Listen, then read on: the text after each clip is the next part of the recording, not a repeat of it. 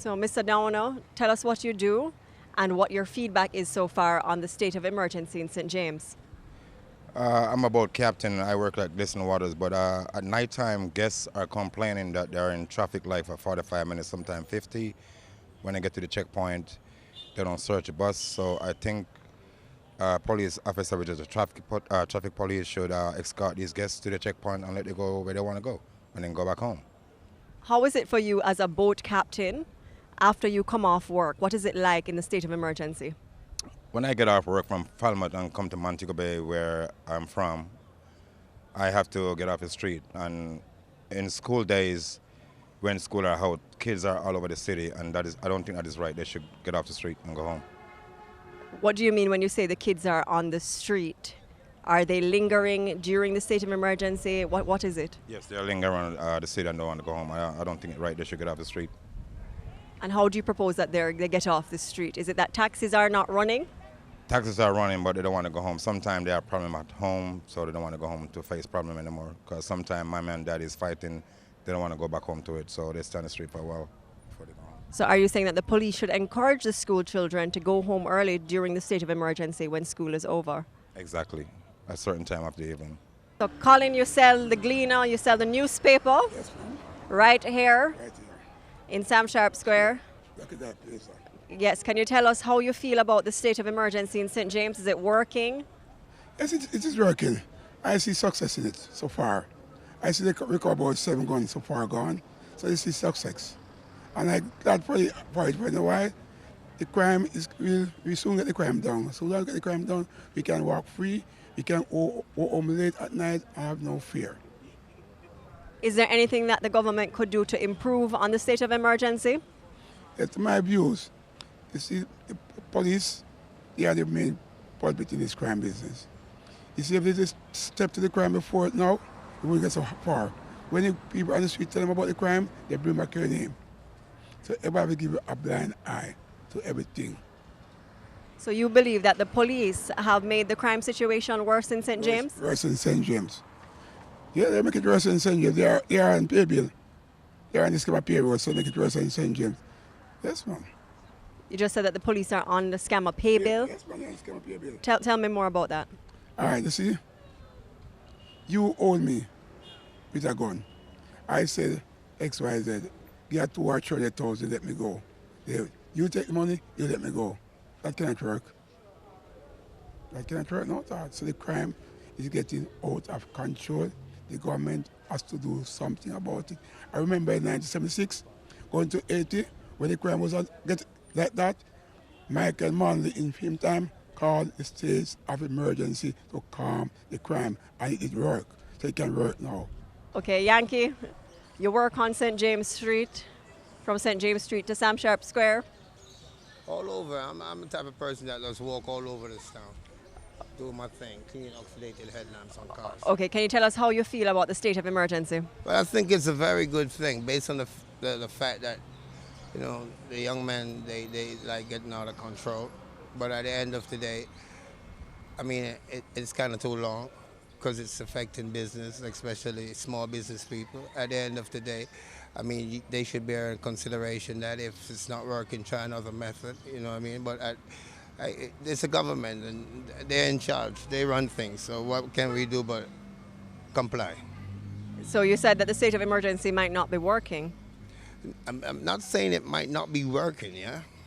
Based on the result and the statistics that they say they was going to present, yeah? But at the end of the day, if it reached to this stage, yeah, where they see it's still not benefiting the solution, free it up so the people, small business people, plus it affects the tourist industry as well. How is it affecting business here on St. James Street? Well, as you can see, look at Into the mic. Look at the street. Look at On a Sunday, on any given day, St. James Street is not like this. So you think that the state of emergency has affected the business on St. James Street because St. James Street is emptier than it usually is? Not necessarily, let's be specific, not necessarily St. James Street, but the whole St. James. Okay, thank you, sir. More than welcome. Okay, Dolly, tell me what your concerns are with regard to the state of emergency. Alright, based on the fact that I'm a promotional dancer, it affects me based on the facts. Say, when I leave from a show, like I go to show at 7, 6 hours, working 6 hours, and then leaving at 1, I can't get a job to go home because them take off the drivers off of the road. Street lockdown. No drivers, no taxi, no robots. Robot make their money, so they mind their family. All right? And I can't get no driver to go home. Because taxis are afraid of the violence. And robots, people know them in the street, so they're not going to violate them. Can't get no driver to go home. So sometimes I have to rent guest house and me alone asleep and me alone don't sleep because I'm afraid of dark. I turn the light, I still can't sleep alone. And I can't up and text my boyfriend, make him know me at guest house, and he can't come for me because he can't get on drive either to come for me. I don't drive. So that's how it affects me. Good evening, sir. Can you give us your opinion on the state of emergency downtown Montego Bay? Yeah, right. You know, it does soap everything. We can't make no money. Everybody they run over the place. No money, rent man, I get no money this month. And, you know, they have to do something a bit faster more than doing it. Seeing for, we don't have to sell for years. And they come to treat me, nobody can sell it, everybody run up and down. Me not running, but you know, nobody be down here to buy nothing. So from me out from about 5:30 this morning and see it there $200 I make. and they got 2 o'clock now. How much money do you usually make on a Sunday at this time? Sunday at this time, at least $3,000–4,000. And you have only made how much money? $200, you know what I'm saying? So, if you pay rent and buy food and taxi fare, go, you know, make no sense for this. My taxi fare, $150, you know what I'm saying? So, if they can handle a little and faster more than they do, you know, they feel comfortable enough and we can walk up along freely. But you can't take somebody and spoil 1 million people who got them kids to go to school, then bills to pay. You know, it's rough. So I hope it won't be too long. And we survive till, you know. But it's a good movement, you know. Although they don't say, yeah, I'm a labor right, so I can't say anything, I'm a straight up labor right. You know what I'm saying? But it's a good move, you know. You can't tell a place quiet. Nobody downtown, not the hill, same way.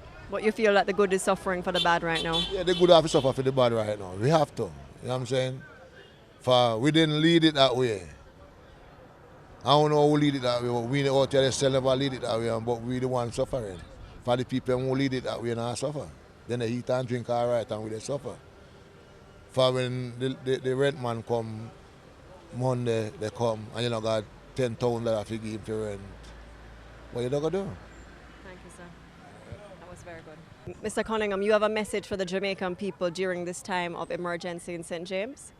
Yes, I can tell the Jamaican people that a city that does not recognize that there's a God to be served, right, and that we need a total divine intervention into this present country, then they are going to find themselves in a lot of trouble.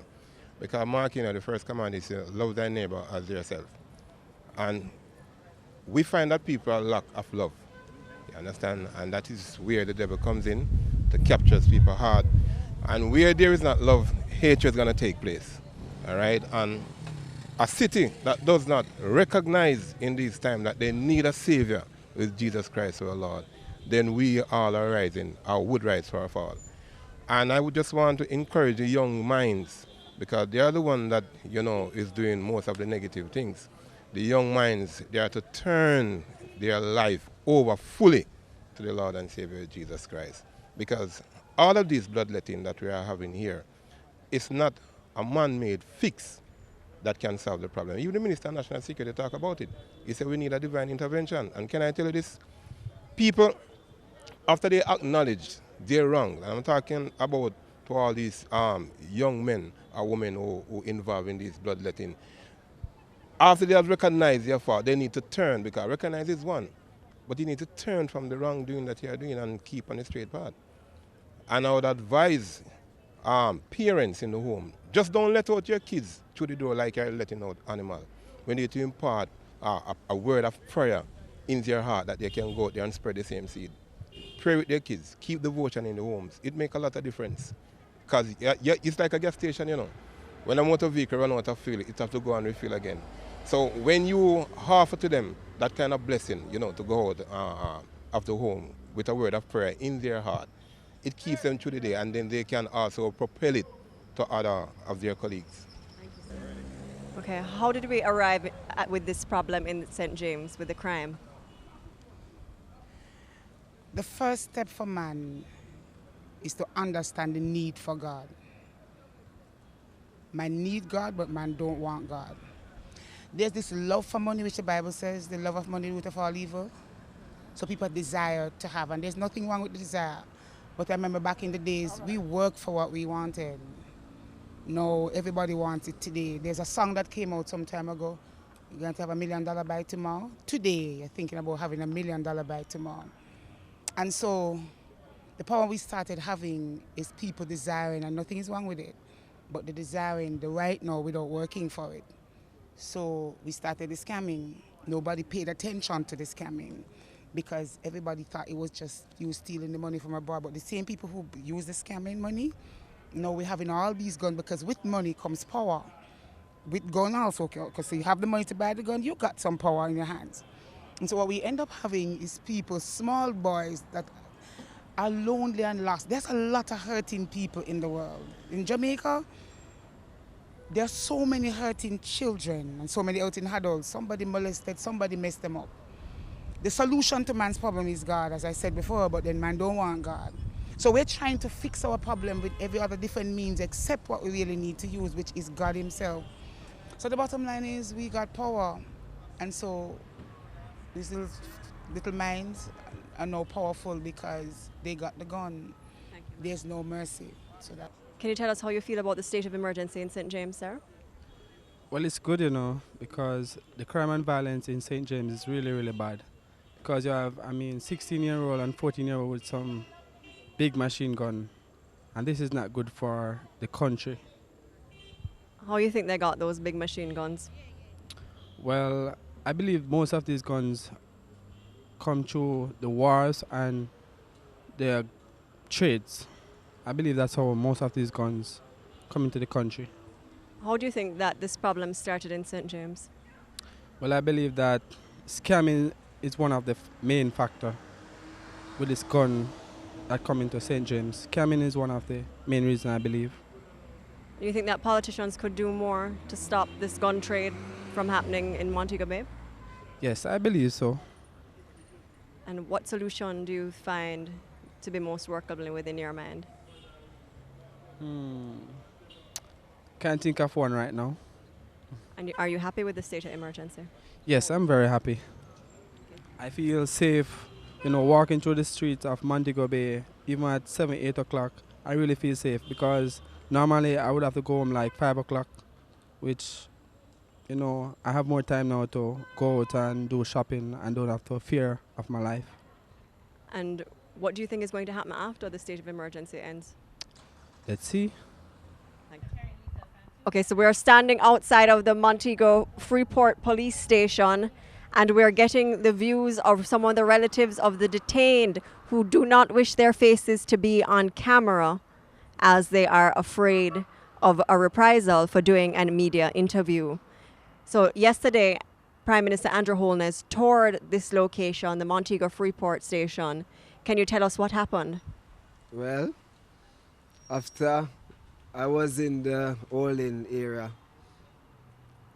I see Mr. Holness come inside with a bag of crowd, soap, bodyguard, everybody come in, and he was talking to the superintendent who deal with the paperwork and everything. And superintendent I tell him that everything is okay. Here is just the holding area for like person who is being processed.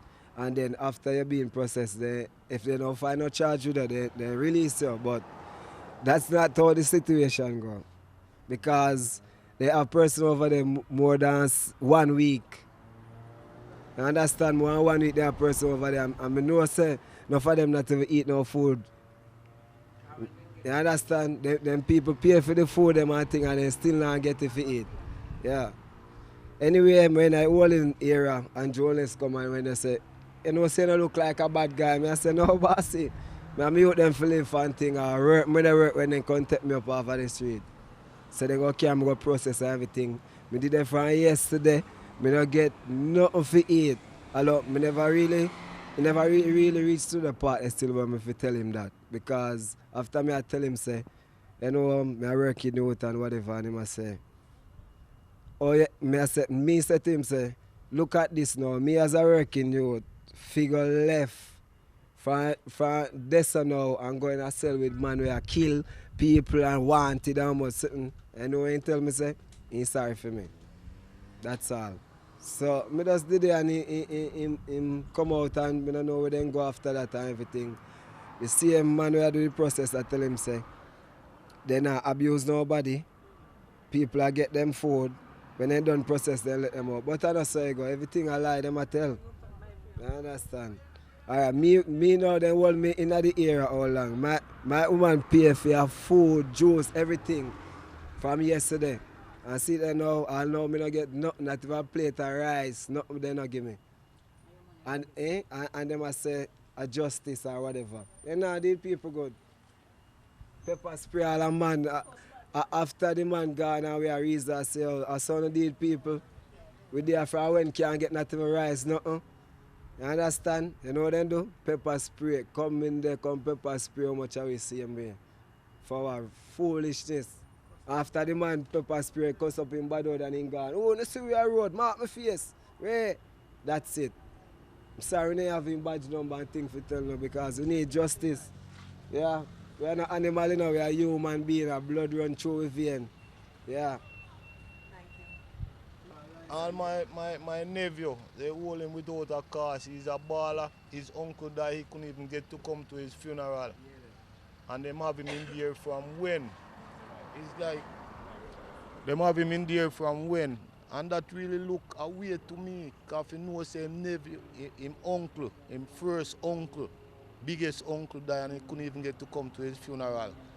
Me leave all the way come here, want to see him and love to see him come as a pallbearer and can't get to come to his funeral and they have him in there and he's in there hungry right now too. And them think they can't write, they're supposed to do better than this. You know, right now they hold him down right now and put him back in and they can't find no cause of him to be there. So that's not really right. So the government should really do something better about this. Were you pepper sprayed as well? Yeah, they all pepper spray. Who was pepper sprayed? Well, I don't know the super, the whoever they is still, because I'm like new here to it, you know. So I just come to see my nephew and thing and to get him released out of there. Because I know he's not a bad person, he's a sport guy, he plays ball and everything and he all love his family. So how he feel now if he know that his uncle gone and he don't see loss of him. So they got to do some better things than this, man. You see it? It's not right and proper for the people them around, you know. And see they have the little young kid out there wonder where they are, how they don't see that, what happened, you know. So they gonna get fed on them thing there. That's not nice, you know. They gotta do something proper about this thing, man.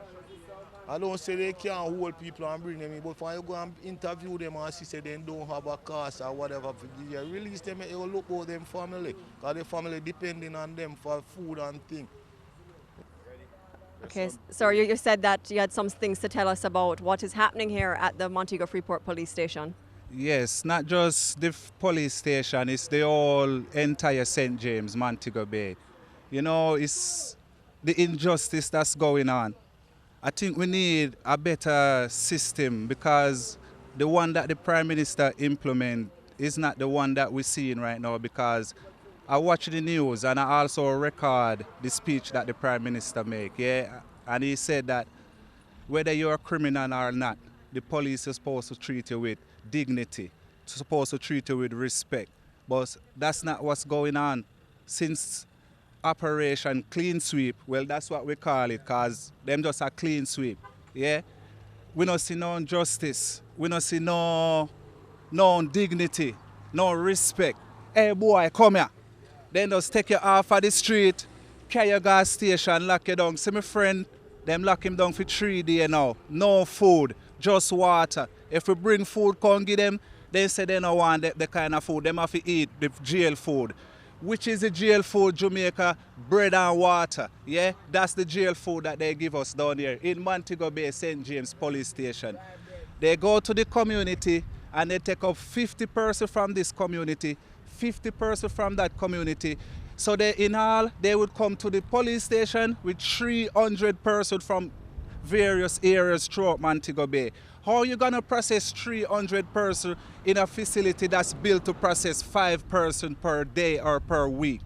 Now the police that's doing the process, they have to leave this police station and go to another police station to do some more processing. So where is the person for that other police station? This is why a lot of people losing their job. Now you lose your job, you're on the street, the police pick you up, you come right back to where you started from. The reason why they lose their job because the boss don't know, say they're locked up and they're behind bars and they not turn up at work. And when them get released and go to work now, they fire them. Say them are idlers and they don't want to work. But we need some justice. That's all we're asking for in Montego Bay. I mean, well, when they go on before, it went wicked. Is the yeah? police disrespecting you or the military? Both of them. Not disrespecting me, you know, because I can stand my ground, yeah? But throughout what I see, I'm a taxi driver and I've been stopped 50 times per day. And I never seen on the news a taxi driver murder and I kill people. All we did was carry home the parents them that didn't have no taxi to go to where they live. But now we're the target, the street vendor is the target, the school kids is the target. But before we never see it on the news say, these were the problem in Montego Bay. We heard that guns were the problem. Taxi driver is not the problem. School teacher, look at the parents over there for their kids. They're not the problem. They need to find the source of the problem and attack it. Everyone in Montego Bay is not a criminal. And the Minister of Justice and the Prime Minister need to know that. We are human beings and we will not take the disrespect no more.